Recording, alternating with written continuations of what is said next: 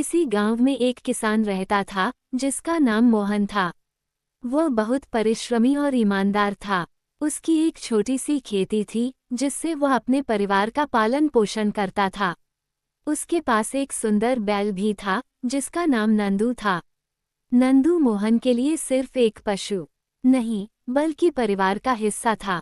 एक दिन गांव के जमींदार ने घोषणा की कि जो भी किसान सबसे अच्छी फसल उगाएगा उसे एक बड़ी इनाम राशि दी जाएगी। मोहन को ये सुनकर बहुत खुशी हुई। उसने अपनी पूरी मेहनत से खेत में काम करना शुरू कर दिया। वह सुबह जल्दी उठता, बैल की देखभाल करता और फिर दिन भर खेत में काम करता। धीरे धीरे उसकी फसल लहलहाने लगी। लेकिन मोहन का पड़ोसी रघु एक चालाक और स्वार्थी व्यक्ति था। जब उसने देखा कि मोहन की फसल सबसे अच्छी हो रही है तो वह जलने लगा।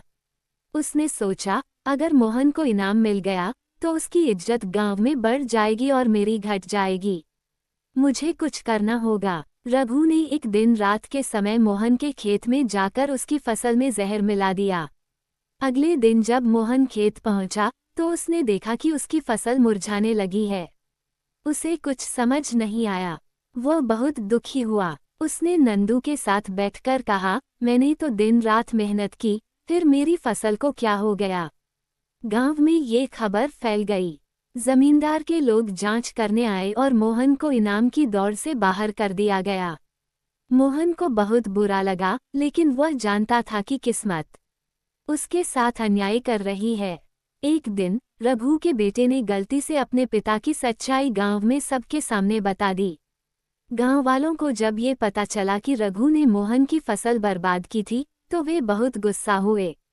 गांव के बुजुर्गों ने पंचायत बुलाई और रघु को बुलाया। उन्होंने उससे पूछा, क्या ये सच है कि तुमने मोहन की फसल में जहर मिलाया।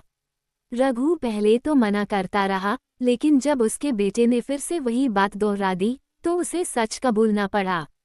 पंचायत ने फैसला किया कि रघु को मोहन को पूरी क्षतिपूर्ति देनी होगी और साथ ही सार्वजनिक रूप से माफी मांगनी होगी। मोहन को उसकी मेहनत का इनाम तो नहीं मिला, लेकिन उसे गांव वालों का विश्वास और प्यार मिल गया।